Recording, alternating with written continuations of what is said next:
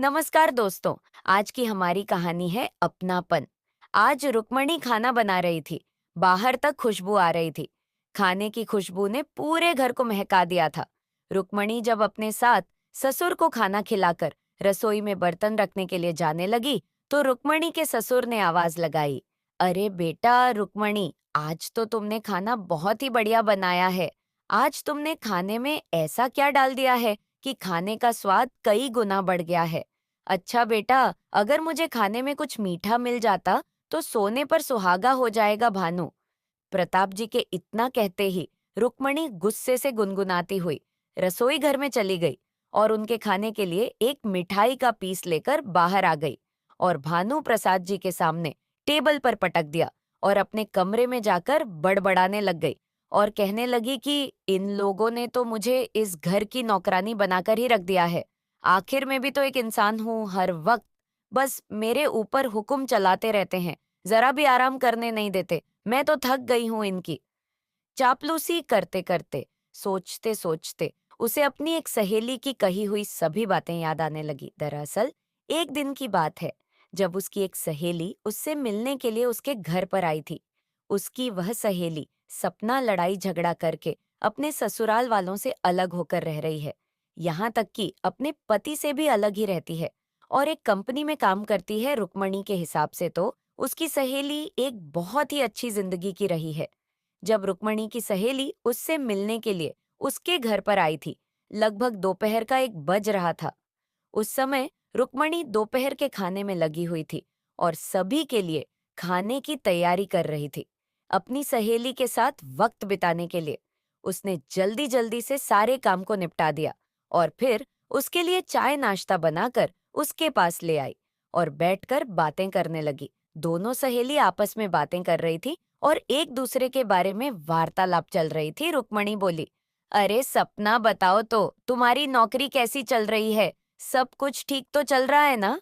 सपना मुंह को बनाते हुए बोली, अरे हाँ, मेरा तो सब कुछ ठीक चल रहा है। लेकिन तू अपनी बता, तेरी जिंदगी कैसे कट रही है? मुझे तो ऐसा लग रहा है कि तेरे साथ कुछ भी अच्छा नहीं हो रहा है। अपनी सहेली के बात सुनते ही रुक्मणी सोचने लगी, यह सपना कैसी बातें कर रही है? अरे सपना, तू घुमा फिराकर बातें क्यों कर रही है? मुझे साफ साफ बताना, आखिर तू कहना क्या चाहती है मुझे? तेरी ये गोल गोल बातें समझ में नहीं आ रही है, जरा साफ साफ बताओ। अरे रुक्मणी, तुम बहुत शादी और भोली भाली है। तुझे तो कोई भी बेवकूफ बना सकता है। और वैसे भी तू तो एक बहुत अच्छे घर से आई है और पढ़ी लिखी भी है। लेकिन फिर भी तू अपने ससुराल वालों की नौकरानी बनकर रह गई है। तुझे अपने ससुराल वालों की नौकरानी बनने की क्या जरूरत आन पड़ी है? तू क्यों पूरा दिन किचन में घुसी रहती है? अरे सपना, कैसी बातें करती हो? मैं भला अपनी ससुराल वालों की नौकरानी कब से बन गई? और यह तो मेरा परिवार है। सभी लोग मुझसे बहुत प्यार करते हैं और मेरा पति भी मुझसे इतना प्यार करता है। मेरे सास ससुर भी मुझे इतना प्यार करते हैं। इतना तो कोई अपनी सगी बेटी को भी नहीं करता है। घर में मुझे देवी लक्ष्मी का दर्जा दिया जाता है। इसलिए तो मैं भी इन सभी से इतना प्यार करती हूँ, कभी मुझे कोई डांटता भी नहीं है। सपना फिर से मुंह बनाते हुए बोली, हाँ, तुझे बस ये लोग लक्ष्मी बनाकर ही बेवकूफ बना रहे हैं और तू खुश हो जाती है। यह लोग तुझे अपनी उंगलियों पर नचा रहे हैं और तुझे इस बात की खबर भी नहीं है और तुझे लगता है कि यह लोग तुझको कुछ ज्यादा ही अहमियत देते हैं। तो अभी कितनी नादान है, किसी के भी बातों में आ जाती है। अरे तुझे नहीं पता, तू इन लोगों के लिए बस एक नौकरानी बनकर रह गई है। कभी अपने बारे में भी तो सोचा कर। सुबह से लेकर शाम तक नौकरों की तरह चक्की में पिसती रहती है। तेरी भी कोई अपनी निजी जिंदगी है। यह लोग प्यार की आड़ में तुझे अपने सभी काम निकलवा रहे हैं और तू पागल की इन सभी की हाँ में हाँ मिलाती रहती है। कहीं ऐसा ना हो कि तुम उनके हाथों की कठपुतली बनकर रह जाए। अभी भी समय है, वरना बाद में पछताना पड़ेगा। और बता दे इन सभी को कि तू आज के जमाने की पढ़ी लिखी लड़की है, किसी के इशारों पर नाचने वाली कोई कठपुतली नहीं। तेरी भी अपनी कोई जिंदगी है। तुझे तो इन लोगों ने काम वाली बाई बनाकर रख दिया है। कहीं ऐसा ना हो एक दिन इन सब का ख्याल रखते रखते तेरा वजूद ही कहीं गायब हो जाए। कभी तो यहाँ से निकल के बाहर की दुनिया देख, कभी अपने लिए खरीदारी करने जा, नई नई तरह के कपड़े पहन, दोस्तों के साथ समय बिता, तभी तो कुछ जीवन में नयापन लगेगा। मुझे देख, मैं आज के जमाने की महिला हूँ। मेरे ऊपर ससुराल वालों ने कितना दबाव बनाना चाहा, लेकिन मैंने उन सभी दरकिनार कर दिया और अपने हिसाब से अपनी जिंदगी को जी रही हूँ। यहाँ तक कि मेरा पति भी मुझे अपने हिसाब से चलाना चाहता था, लेकिन मैंने उससे भी अपने सारे रिश्ते तोड़ दिए और आज मैं अपने हिसाब से अपनी जिंदगी को जी रही हूँ और मैं अपनी जिंदगी से काफी संतुष्ट भी हूँ। मेरे जीवन में कोई रोक-टोक नहीं है, इसलिए मैं तुझे भी समझा रही हूँ कि तू भी अपने लिए जीना सीख ले। उन लोगों के झूठे प्यार के दिखावे में मत आना। ये सभी लोग अपना-अपना फायदा देखते हैं। तुम इन सभी के लिए अपनी जिंदगी क्यों बर्बाद कर रही है? अपनी सहेली की बातों को सुनकर रुक्मणी सोचने पर मजबूर हो गई और कहने लगी, अरे सपना, कैसी बातें लेकर बैठ गई हो? कितने दिनों बाद आई हो? कोई अच्छी बातें कर। कैसी बातें लेकर बैठ गई हो? कुछ हंसी मजाक की बातें कर। मुझे यह सभी बातें अच्छी नहीं लग रही हैं। छोड़ सभी बातें और बता, क्या चल रहा है जिंदगी में? उस समय तो रुक्मणी ने सपना की सभी बातों को नजरअंदाज कर दिया था, लेकिन उसकी कही एक एक बात उसके दिल के किसी कोने में जाकर बैठ गई थी। उसके दिमाग में भी न जाने कितने सवाल चलने लगे थे। वह सोचने लगी थी कि शायद सपना सही कह रहा। कहीं उसके ससुराल वाले उसका इस्तेमाल तो नहीं कर रहे हैं और उनकी नजरों में उनकी अहमियत सिर्फ एक काम वाली बाई की तो नहीं, या सचमुच उसके ससुराल वाले उसे बहुत प्यार करते हैं। थोड़ी देर बाद सपना कहने लगी, अच्छा रुक्मणी, अब मैं चलती हूँ। कई दिनों से मैंने फेशियल नहीं करवाया था, इसलिए मुझे पार्लर जाना है, क्योंकि मैं अपना बहुत ध्यान रखती हूँ, तभी तो दिखने में एकदम फिट लगती हूँ। और तुम्हें देखो, कैसी हालत बनाकर रखी है। ऐसा लगता है जैसे शादी को पता नहीं कितने साल हो गए हो। कभी पार्लर भी जाती हो कि नहीं? पूरा दिन किचन में बर्तन ही घिसती रहती होगी। अरे हाँ, तुम्हें तो बर्तन घिसने से फुर्सत ही कहाँ मिलती होगी जो पार्लर जाओगी। लेकिन खैर छोड़ो, मुझे तो लेट हो रहा है। पार्लर जाने में मैं चलती हूँ। तुमसे फिर मिलूंगी और हो सकता है कि तुझे मेरी बातों का बुरा लगा हो, लेकिन मैं क्या कर सकती हूँ? मुझे जो कहना है साफ साफ बोलती हूँ, लेकिन मैंने जो भी कहा है उस पर एक बार ध्यान जरूर देना। तुम अपना ध्यान रखना। इतना कहकर सपना चली गई। तभी रुक्मणी जी के ससुर आवाज लगाते हैं, अरे बेटा रुक्मणी, जरा मेरा चश्मा तो उठाकर दे दो। मैंने तो आज का न्यूज़पेपर भी नहीं पढ़ा है। अपने ससुर की आवाज सुनकर रुक्मणी सोच विचार से बाहर आती है और गुस्से में बोलती है, अभी मेरे पास आपका चश्मा ढूंढने के लिए बिल्कुल भी समय नहीं है। अगर आज आप न्यूज़पेपर नहीं पढ़ा है तो थोड़ी देर बाद पढ़ लीजिए। आज पहली बार रुक्मणी ने इतनी ऊंची आवाज में बात की थी। भानु प्रताप जी को अपनी बहू से इस तरह के व्यवहार की बिल्कुल भी उम्मीद नहीं थी, क्योंकि रुक्मणी तो हमेशा खुशमिजाज रहती थी और इस तरह से बात करना तो उसके स्वभाव में भी नहीं था। उसका ऐसा व्यवहार देखकर उसकी सासू माँ भी चौंक गई थी। वह दोनों एक दूसरे की तरफ देखने लगे। अरे आज रुक्मणी को क्या हो गया है? यह किस तरह की बातें कर रही हैं भानु? प्रताप जी ने उषा जी को कहा, बहू तो हमारे साथ बहुत अच्छे से रहती थी। हाँ जी, मैं भी बस वही देख रही हूँ, लेकिन कोई बात नहीं, हो सकता है वह किसी बात को लेकर परेशान हो। आप चिंता मत करो, मैं देखती हूँ और इस बारे में हम बाद में बात करेंगे। उस समय तो उन्होंने कुछ नहीं कहा, लेकिन शाम के समय उषा जी रुक्मणी के पास आई और बड़े ही प्यार से रुक्मणी से पूछने लगी, अरे रुक्मणी बेटा, आज तुम कुछ परेशान लग रही हो क्या? कोई परेशानी की बात है तो तुम हमें बता सकती हो। तुम्हारी तबीयत तो ठीक है ना? उषा जी बार बार उससे पूछे जा रही थी, लेकिन रुक्मणी कोई जवाब दिए बिना चुपचाप बैठी थी, क्योंकि उसे अब भी ऐसा लग रहा था जैसे उसकी सासू माँ चतुराई दिखाकर उसके साथ अपनेपन का झूठा दिखावा कर रही है। उनके इस व्यवहार से तो रुक्मणी और भी ज्यादा भौंकला गई और चिल्लाते हुए बोली, अरे रहने दीजिए माँ जी, मुझे मेरे हाल पर छोड़ दीजिए। और भला मुझे क्या परेशानी हो सकती है? मैं तो यहाँ आप सभी की परेशानियों को दूर करने के लिए ही बैठी हूँ। और भला मुझे क्या काम धंधा हो सकता है? आप लोगों ने तो मुझे काम वाली बाई बनाकर रख दिया है। आपको क्या लगता है कि मैं आपकी इन चिकनी चुपड़ी बातों में फिर से आ जाऊंगी? आज के बाद में घर का कोई भी काम नहीं करूंगी और मैं अपनी जिंदगी को अपने हिसाब से जीऊंगी। बहुत कर ली मैंने आप लोगों की चापलूसी। अब मैं आप लोगों की हाथों की कठपुतली बिल्कुल भी नहीं बनूंगी। आज पहली बार उषा जी को अपनी बहू के मुंह से ऐसी बातें सुनकर बहुत बुरा लग रहा था। आज उनके मुंह से कड़वे बोल कुछ ज्यादा ही निकल रहे थे। यह सुनकर उषा जी बहुत मायूस हो गई और चुपचाप कमरे से बाहर चली गई। आज उसने कुछ अलग से खाने की तैयारी भी नहीं की थी। जो दोपहर का खाना पड़ा हुआ था, उसी को गर्म करके सभी के सामने पटक दिया। दोपहर की सब्जी को देखते ही रुक्मणी का पति हेमंत कहने लगा, अरे रुक्मणी, आज तुमने कोई सब्जी नहीं बनाई क्या? रुक्मणी बोली, मुझसे इतना सारा काम नहीं होता है, मुझसे नहीं बनती है। हर बार की अलग अलग सब्जी अगर आपको पसंद आती है तो खाओ, और अगर पसंद नहीं आती है तो मत खाओ, तुम्हारी मर्जी।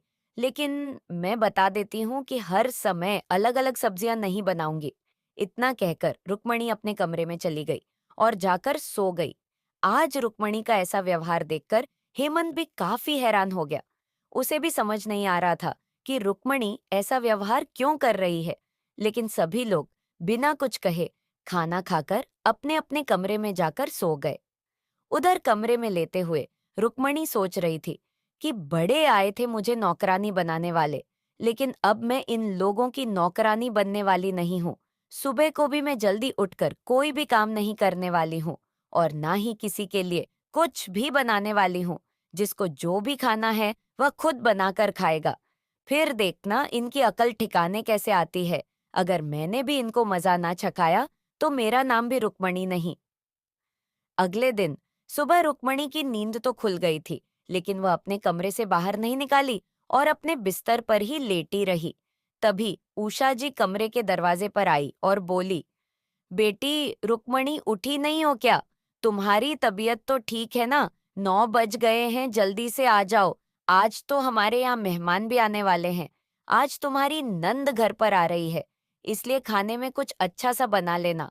मैं तो कहती हूँ कि 2-3 सब्जी बना लेना और कुछ मीठा भी बना लेना, तो अच्छा रहेगा। तुम जल्दी से तैयार होकर आ जाओ। मैं तब तक मीठा बनाने की तैयारी करती हूँ। इतना सुनने की देर थी कि रुक्मणी तो गुस्से में तिल मिला गई। बाहर आई और बोली, मैं तो बस आप लोगों की मुफ्त की नौकरानी बनकर रह गई हूँ, जो दिन भर सबके लिए काम करूंगी और मेहमानों की भी आओ भगत करती रहूंगी। बहुत हो गया ये सब। अब ये सब मेरे बस की बात नहीं है। अब आप लोगों को मुझे ज्यादा उम्मीद रखना की जरूरत नहीं है। ऐसा कहकर गुस्से में तिल मिलती हुई रुक्मणी जैसे ही बाथरूम की तरफ जाने लगी, तो अचानक से उसका पैर फिसल गया और धड़ाम से नीचे गिर गई और उसका सर दरवाजे की चौखट पर जा टकराया। उषा जी ये सब देखकर घबरा गई और जोरों से अपने पति को आवाज लगाने लगी, अरे देखो तो रुक्मणी बेटी गिर गई है, जल्दी आओ। गिरने की वजह से उसके पैर में भी दर्द होने लगा और दूसरी ओर उसके सर में भी खून निकल रहा था। उसे देखकर भानु प्रताप जी और बाकी घर के सभी लोग घबरा गए।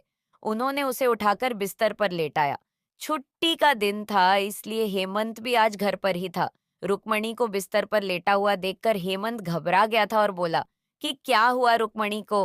अरे बेटा, यह फिसल कर गिर गई, तुम जल्दी से गाड़ी निकालो। देखो तो कितनी तड़प रही है। उन्होंने जल्दी से गाड़ी निकालकर रुक्मणी को गाड़ी में बैठाया। वह अस्पताल ले गए। उसके सास ससुर भी उसके साथ गए। हॉस्पिटल जाने के बाद पता चला कि रुक्मणी के पैर में फ्रैक्चर हो गया है। अब तो रुक्मणी अपनी हालत पर बस रोए जा रही थी। तभी उषा जी बोली, रुक्मणी बेटी, चिंता मत करो, तुम जल्दी ठीक हो जाओगी। तुमको परेशान होने की ज्यादा जरूरत नहीं है। हम सब लोग तेरे साथ हैं और डॉक्टर ने भी कहा है कि छोटा सा फ्रैक्चर है, जल्दी ही ठीक हो जाएगा। इसलिए तू घबरा मत और आराम का। हम सब तेरे पास ही हैं। तेरे पैर पर प्लास्टर चढ़ाकर जल्दी ही तेरा पैर ठीक हो जाएगा। प्लास्टर चढ़ाकर रुक्मणी जी की अस्पताल से छुट्टी कर दी गई।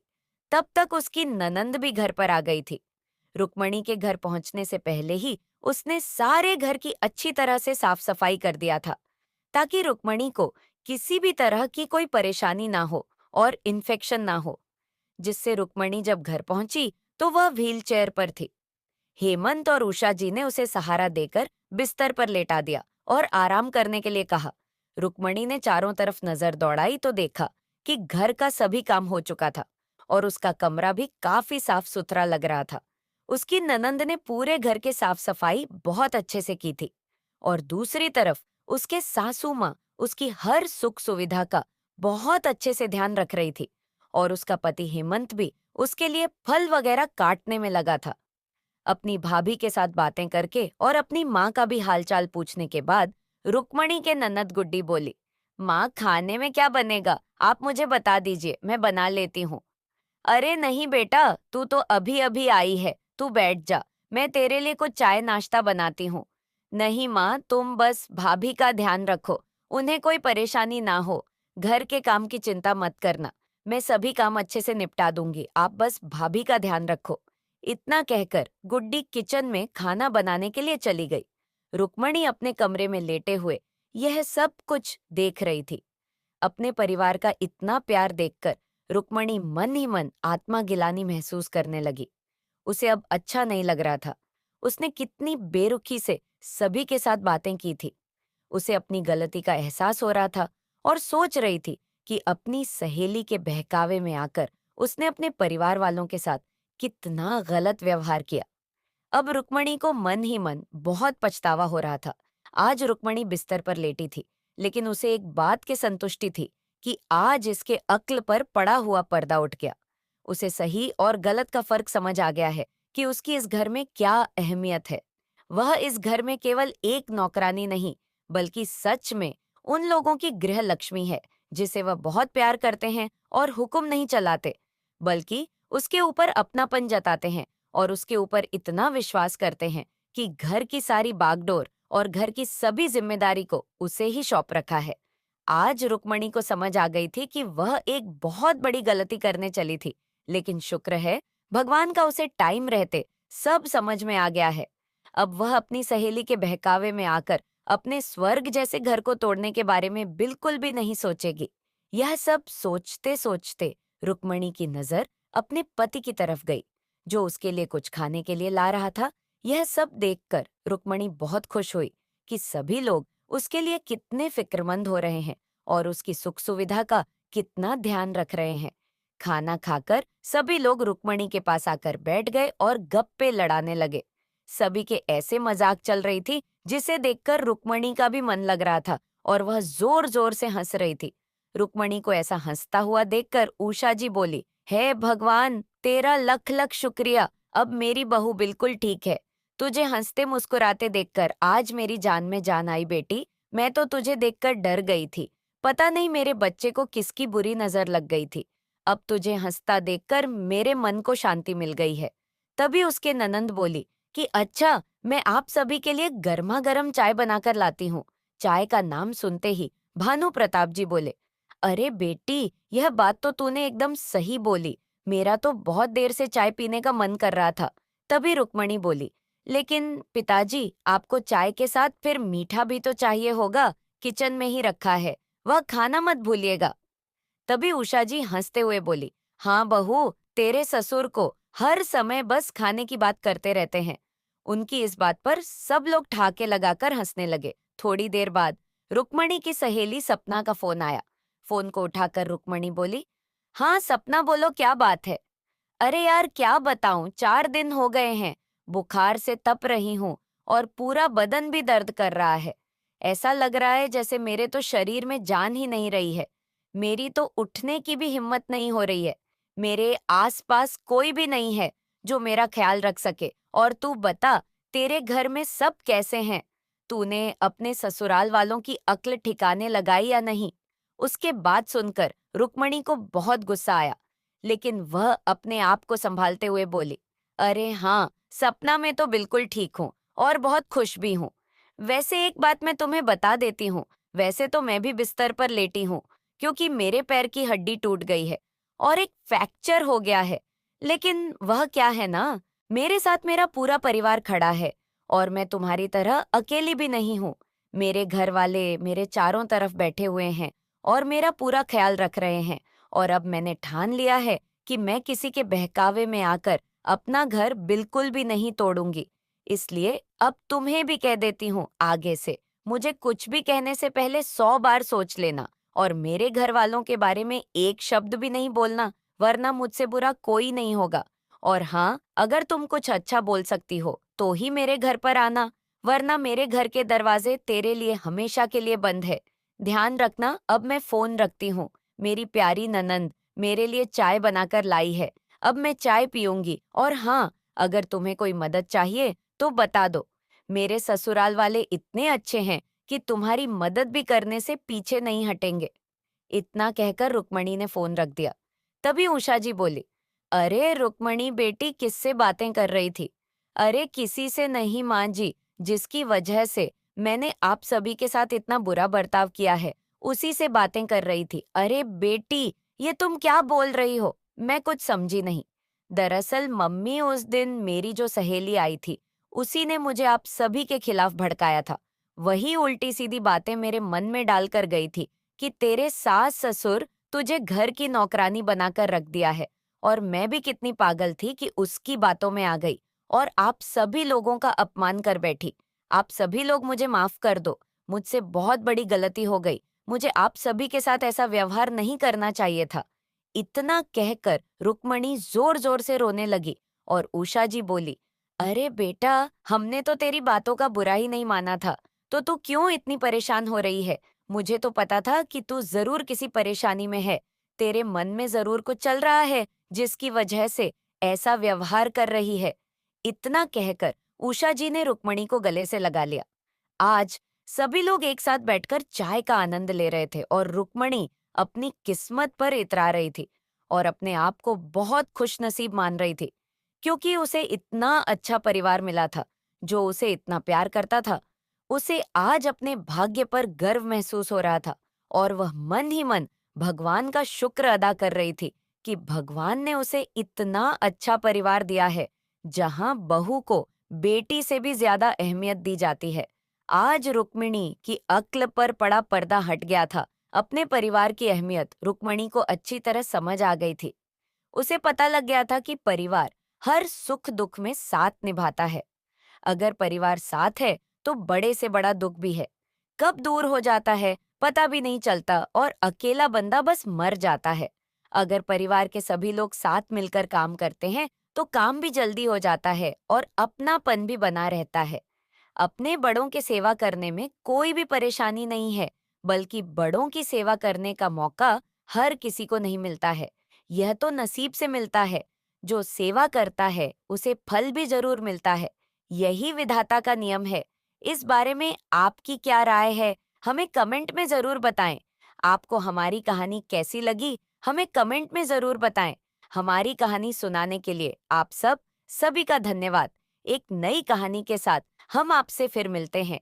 अगर आपको हमारी कहानी थोड़ी भी अच्छी लगी तो हमारे चैनल को लाइक करें, शेयर करें और सब्सक्राइब जरूर करें।